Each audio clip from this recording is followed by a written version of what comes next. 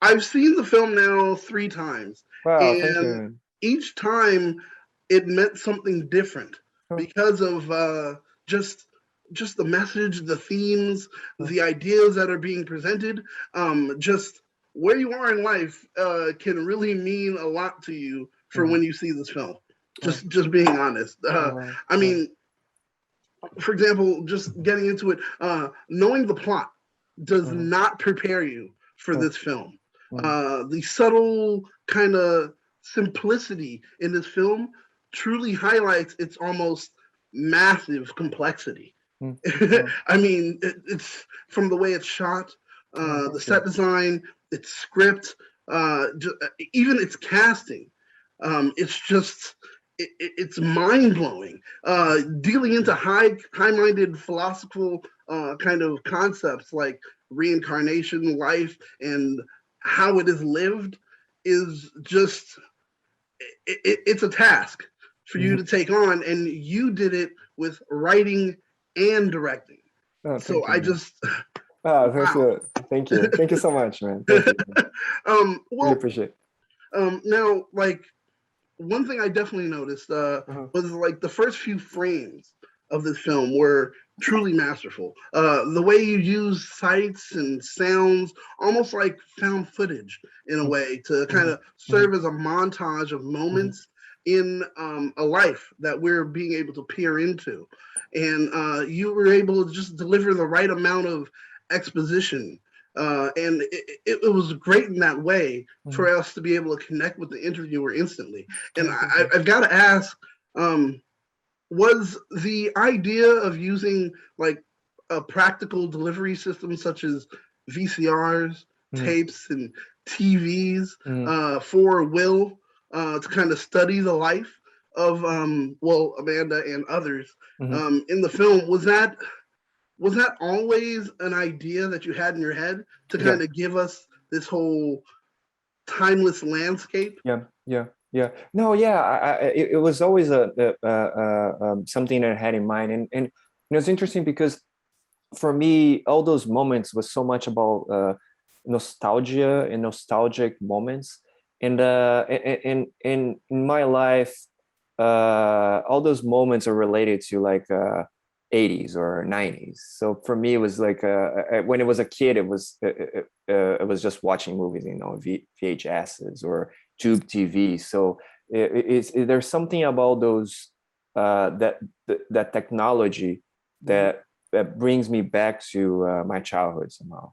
And I think there's something about that that I want to have in the movie. It's almost like, okay, I'm connecting those my filmmaking to a childhood somehow.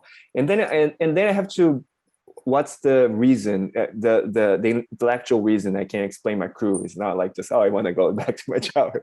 But there's something about, okay, I want that. I like that feeling. That feeling feels right. I don't want to like just show Will with iPad and sing like Amanda. It would be, because that, yeah, it would be terrible. So then I figure out like, oh, the reason why we only see technology from that time is because Will, when he died in the 80s. And when he died, so he got imprisoned during that period of time. Okay. So there's nothing, you can't have, it's almost like the past is his prison. So that justify my visual choice, and Mm-hmm. also gives like a lot of room for creating something that's visually um, interesting and different, and goes back to the past. So that was kind of the motif behind the choice.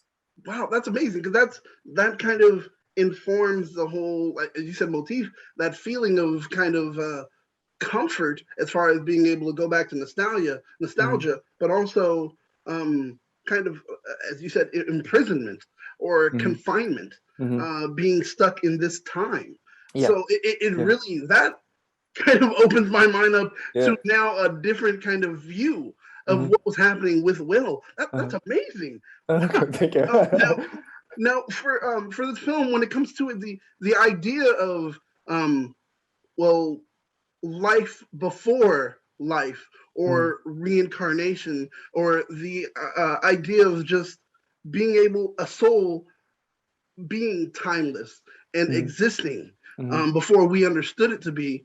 Is that something that's connected to anything spiritually, religiously, or even traditionally that you Uh, happen to be interested in? Or was it just no, a concept that, yeah, no, it's interesting because when I was writing the script, I didn't want to be any religious or anything, mm, but at the same time, if religious people watching the movie, they could give the interpretation they want, but of course, I was raised like Catholic, and when I grew up in Brazil, and of course, like all the things that they taught me and the mythology, and they stay with you like as a kid, and somehow help you shape your words some sort of way, and you carry those things. But when it was making this movie, I always feel like, okay, it's almost like a symbolism. It's more like a metaphor.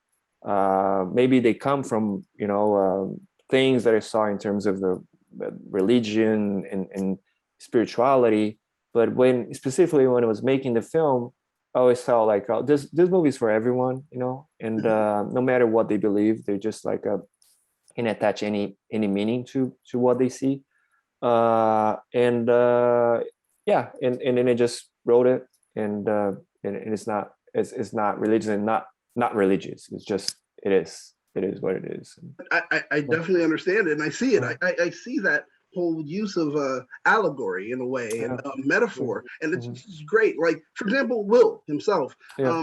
he seems in when we're first really introduced to him and his Mm-hmm. interactions with different Yeah. people, it seems that he's like a true bureaucrat. It's very Yeah. black and white, Mm-hmm. and then that is there until we run into Emma. And Yeah. Emma doesn't see the black and white; she Yeah. sees the actual gray Yeah. Yeah. that's within the world. Yeah. And when it's kind of brought to Will's attention, he shrugs it off. Yeah. Did you mean for this type of quality to be a fault or actually a positive quality within Will? With whom will? Yeah, it's hard, because I always wanted people to kind of relate to that to his view of life in a way that, okay, I understand where he's coming from. I think Will represents us when we see something wrong in the world, and you feel like, oh, this place sucks, or I think it comes from the fear, the anger, and just seeing something that it's wrong, and there's nothing we can do to change it. And then, like, so how do you change it? You don't. So you adapt. You just like you give back what you're getting from the work, just like, and I think comes from that place. And is that wrong? Not really. Is that right? I don't know. It's just, but so, and Emma comes from the other place. It's just like she's not able to just, she wants to change the world somehow. She wants to just, and as beautiful as it is, sometimes not possible. And Will is right. And you have to do something or adapt or do things that are not as beautiful as Emma defend things that Emma defends. But you have, and that's the thing, because Will is Emma, but he behaves like Cain. Yes, yes, He's Emma, and he is embarrassed to have to behave like him. Cain is Cain and behave like Cain. That's the thing. Will is Emma and behaves like Cain. So it's kind of sad for him just to just deny everything he is and everything he believes in, and just like go to a more pragmatical view on the world. that's Yeah, exactly it. yeah, That's exactly it. yeah. Now, just going into a few other things, like what's going on with the future when it comes to you. Uh-huh. Like, are there any plans or interests or possibly even intentions on like future projects that you're looking into? Like when I'm saying it, I'm talking about like a type of wish list. Like Uh-huh. right now, genre specific films are big. Marvel, DC, Yeah. Star Wars, or horror. Is there a certain project that you would be interested in, or that maybe you see that you're like, if I can get my hands on this, Uh-huh. I can make it something huge? Yeah. Is there anything? You ask me if I want to direct the next James Bond there. Yeah, Well, so James no, just Bond, Marvel films, just Star joking. No, Wars, no, we're yeah. going everywhere. This is a No, sandbox where it's not too big, and we want to know yeah, where you are looking in yeah, that direction. yeah. It's interesting. I feel it's just interesting when I finished 9 days and start having reactions from 9 days. It was pretty much in deep people connect deeply with the movie, and in a way that they start opening up about somehow their lives and about loss, about trauma, about and it's kind of the reason why you as filmmaker make movies, and I don't know, I don't have anything specific in Mhm. terms of I want to check the Star Wars, but I want to make movies where I connect to the audience in that way, Mhm. still make something that bring us together. As it's hard to describe because it's just like the reactions are so strong and so uh, deep that I feel like, oh, okay, now I understand why I'm here, why I'm doing things, why I'm making movies. I So see. I need to. What about possibly an adaptation of a book or Oh possibly yeah, a no, literature 100%, series? 100%. Yeah, yeah. Right now I'm writing something, and I feel like it would be like my second 9 days.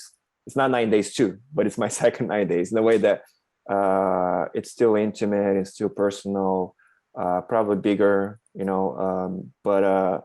but it's a movie that I need to make, and I want to make.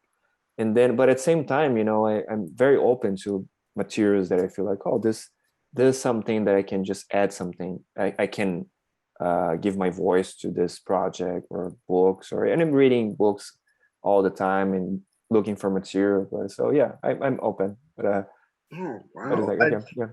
I just want to say thank you. I mean, once No, again, thank you, man. Yeah, this, thank you, Dennis. this film was great. And like I said, depends on where you are in your life when you watch this film, and it's something that you should kind of watch routinely. I do believe, because there are different things you'll notice, and how they play out in your own personal life is Mm. is just something. This film speaks to people in many ways, in many moments within their life, and I just want to say thank you for making such a masterpiece. No, thanks for having me here. Appreciate your kind words. So.